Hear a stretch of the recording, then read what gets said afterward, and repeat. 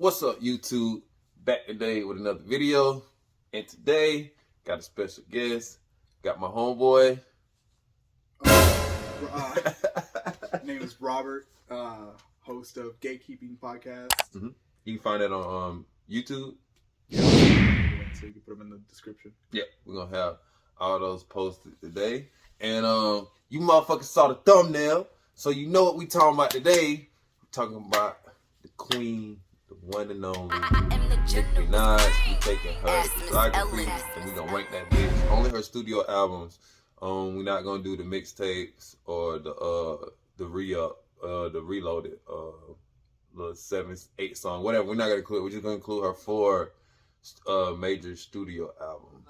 But let's hop into the Queen's discography or whatnot. I feel like that she's like a lot of artists. You can put her in like the Weeknds, the Drakes, kind of the Kanye's. We putting the Weeknd up there?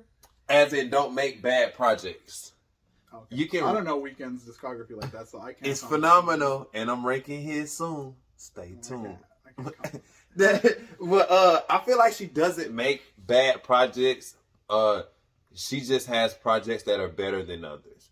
So basically, what we're gonna do, Robert, he's gonna get his 4, and I 4. Well, it's only 4, but we're gonna rank them from 4 to 1, and we're gonna start with our 4th one.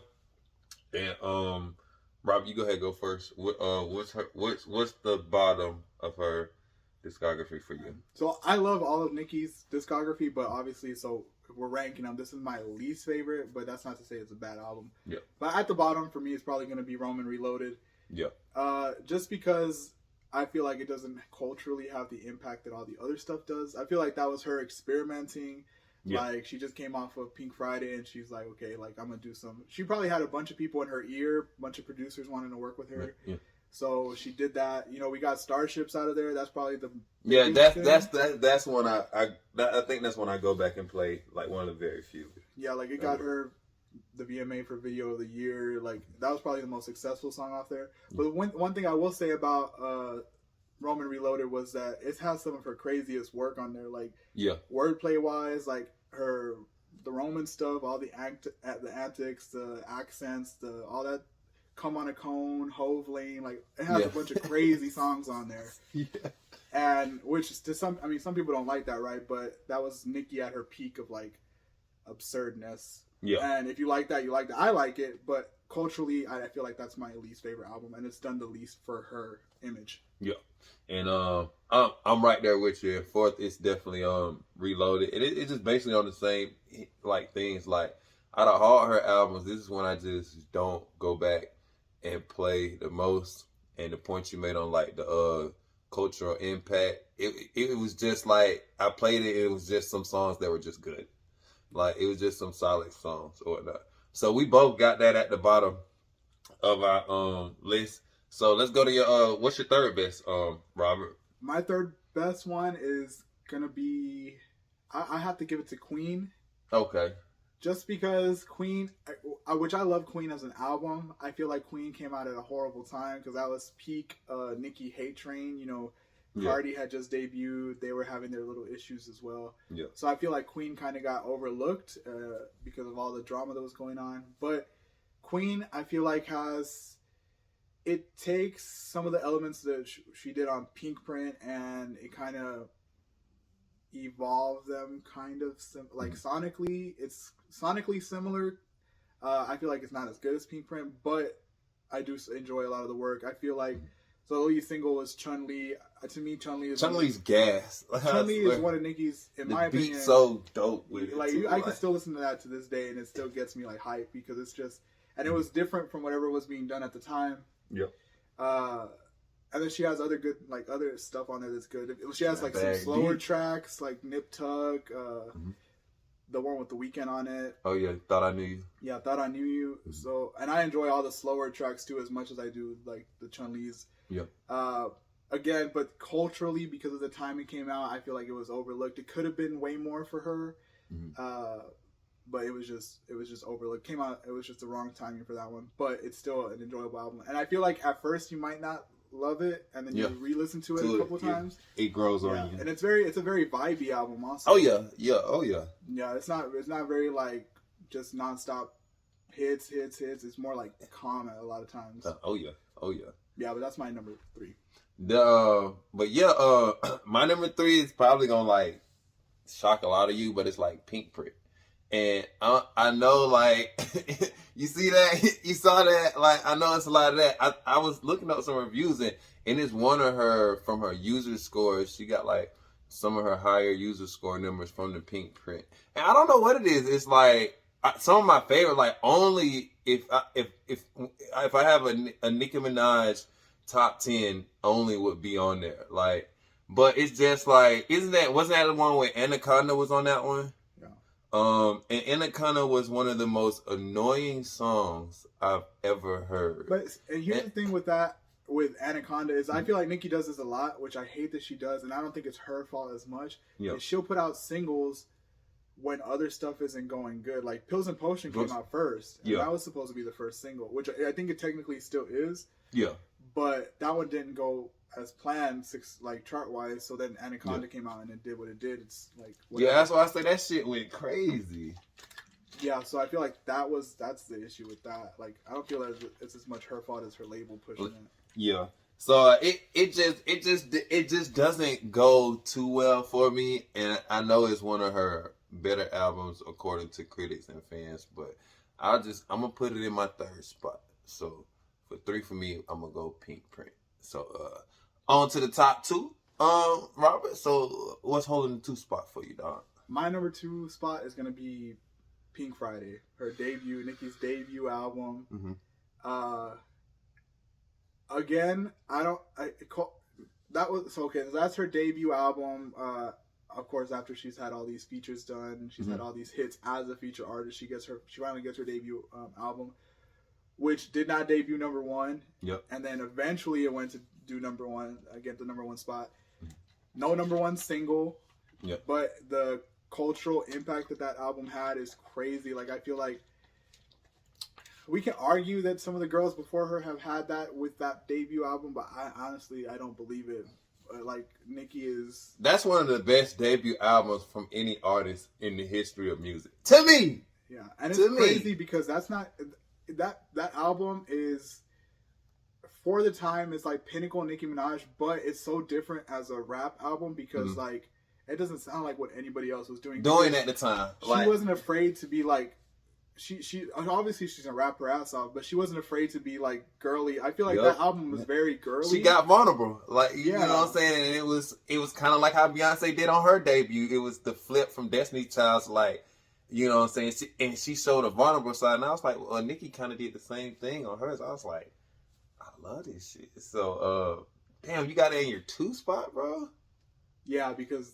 Well, I'll talk about it. But we got Super Bass off of that. You know, Your Love. We got the Roman Reloaded with Eminem, which is a diss track to Blazing. We got Blazing. It's not Fly. Like, I'm not the biggest fan of Fly, but I mean that was great that she had Rihanna on there. But and then she has like Dear Old Nicki or my favorites on that album, which is a little weird, but my favorites are where she's singing. So my favorite song off of Pink Friday is Save Me, which is nothing but like a singing song. Yeah. But she had like he said, we had a bunch of vulnerable songs on there. Yeah. And Smash Moment for Life, Drake. Moment for Life. That was I'm gonna get into that one. People still get so hyped for Moment for Life, but it's such a good song. That was our graduation song. That's why it means so much to me, bro. Oh, that's crazy. That was 2010. Damn. That was crazy. So that's wild. But they we'll get into that. They're my number 2 is Queen, and I think the point you said on Queen where it was the same as Pink Brick kind of production wise, I felt like that it was similar, but it was more my vibe because you made the point on it's a lot of good songs. That's how I feel from like track 3 to 7 when she like does the Biggie raps. She goes like Biggie Styles with the raps, Will Witty with the funny jokes. Then she hits the Hard White, which is one of my favorite Nicki songs ever. Rich Sex. Then you get into the Weekend joint. Then she gets into the Ariana joint. I was like, I just went crazy hearing it, and I never forget it. Listening to it, driving to Atlanta to get Dallas. Beyonce. Yeah, she had. No. No. That's Pink Print. That's Pink Print. Yes, they had. I think it was just the Ariana Grande because I remember when I went on your podcast. No, that's wrong. Also. Bed. No, Bed. Oh, Bed was on it. I forgot about that. Yeah, Bed was my joint, and I remember bringing it up on your podcast, and you was like, I don't want no Ariana Grande. And now I do want an Ariana Grande. He was like, give me another one. Cause I don't know, that song was so good, and then the Good Form, one of my favorite Nicki songs ever, and the LLC, Good Form and LLC are good songs. Yeah, they was really good songs, and I was like, you know what, this isn't better than what Only One Left is Pink Friday, but I was like, this is the one for me. So in my 2 spot is Queen. So obviously your number 1. What's at the top, Robert? My number 1 is obviously for a lot of people, it's gonna be Pink Print. Yeah. I feel like Pink Print is Nicki's magnum opus. Like that's like her Bible. Like if you want to read Nicki's like top album, it's gonna be that one for me. God, I feel it's overrated, bro. Nah, the storytelling on the album is crazy. All Things Go, like it's All Things Go as an opener is crazy, and she talks about her family. I feel like All Things Go. Pink Friday comes pretty close, but I feel like Pink Print is probably Nicki's most vulnerable album because she talks about her family, and she still has the mainstream stuff too. I feel like Pink Print is the one where you get the most in-depth details about her relationship with like Safari and Meek Mill, and it's just. It's a good blend of like mainstream sounding and also like hip hop rap sounding. Like it has radio singles, like pop radio singles, and it has like rhythmic or hip hop stuff. And I feel like it's just the best blend of all of that stuff together. And the collaborations on that album, like it only was fire. I heard that the first night it came out on Spinrilla. Real niggas know what Spinrilla was.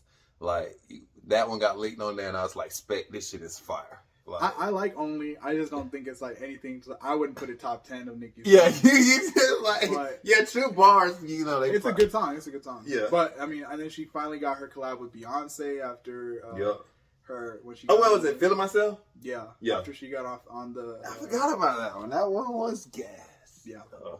So to me, that's her best album, peak album. Okay, and for that being her top album, what grade do you give her best work on a scale of like 0 to 10? I'm gonna give it a 9 out of 10. Okay. It's not 100. It's not perfection for me, but it's damn near close to it. Yeah. So and obviously my number 1 debut album, Pink Friday. I don't know what it is, but a lot of my female artists that I love to listen to, it's hard for them to get better than the first thing they drop for me. And kind of on the points you said, like Robert knows, like I'm a Kanye and Eminem like ride or die. So I got those. And like I said, songs like Fly, Moment for Life, like they hit my heart like different. And I think it's only like 13 tracks on here. Like the thing Robert said, the cultural impact that album made on the industry, it was like, it was nothing like this. And it's like, she can spit and come like this. I feel like Nicki started the trend of like, with that album, like, the girls getting like, she had other celebrities like kind of doing the promo for her. I remember when Super Bass came out, like Taylor Swift, Selena Gomez, everybody was trying to rap that song on like radio and interviews and stuff. Mm-hmm. And then, she had everybody wanting to rap, what was the song where she's like, how could it be little me had the power to be the best be in the league? Is that the one with Kanye? No, I don't know, but I'm the best. I think it's I'm the best. Mm-hmm. Everybody wanted to rap her songs. I feel like she kind of was a pioneer in that, where she had like other people co-signing her.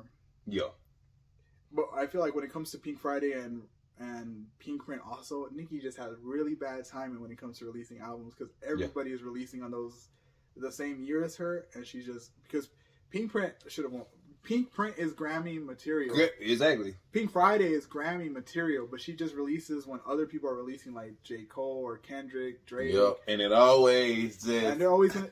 This is how it is. They're always gonna give that to somebody like them because the content that is more like deeper. It has more meaning. You know, it talks about more heavy things than Nicki stuff does, which doesn't make it a better album. But Grammys love to pander to that. You know, I do feel like I said, I do feel like when it comes to like overall craftsmanship and overall ability in rapping, I put Nicki above a lot of niggas. Like, and I feel like she does have the ability, but I also feel like the fact that, and this is a thing, the fact that she's a woman is gonna, especially in hip hop, it's probably gonna always be a backseat to the top niggas or like niggas in general.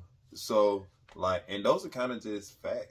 I feel like that's what holds Nicki, not holds her back a lot, but the thing about Nicki is she wants to be the best in everything. Like, she doesn't want to be the best female rapper, she wants to be the best rapper, period. So when all these other girls are content with being the best like female rappers or just rapping, they just want to rap, but Nicki wants to show her skill regardless. But what the thing about her and about Nicki is that her music, because she's a female, that cuts her audience in half. A bunch of dudes ain't gonna be listening to Nicki Minaj. And that's sad, and that's true. That's gonna affect her sales. That's gonna affect her streams. That's gonna affect her award nominations because like her audience, she doesn't have the same audience that Drake has, you know, or Kendrick or J. Cole or Jay-Z. Like, they have male and female, and Nicki is gonna skew more female because the dudes don't want to listen to her. Yeah. So as much as she wants to be the best overall, because she is a female rapper, it's gonna hurt her. But I'm glad a lot of dudes are coming out and supporting her, like Lil Baby and Drake is always showing love, and like all these rappers that like, she's not crazy. Like, her skill is there. Like, nobody can ever deny her skill. Most definitely. So that's all we got for today, guys. I give Pink Friday, I get at a 9.5 out of 10. And we want to rank discography today. We want to thank one of Bard's biggest friends, the big homie Robert, and he'll be back on the DQ series. That's Robert. I'm Daniel. May the best of y'all days be the worst of y'all tomorrows. Peace.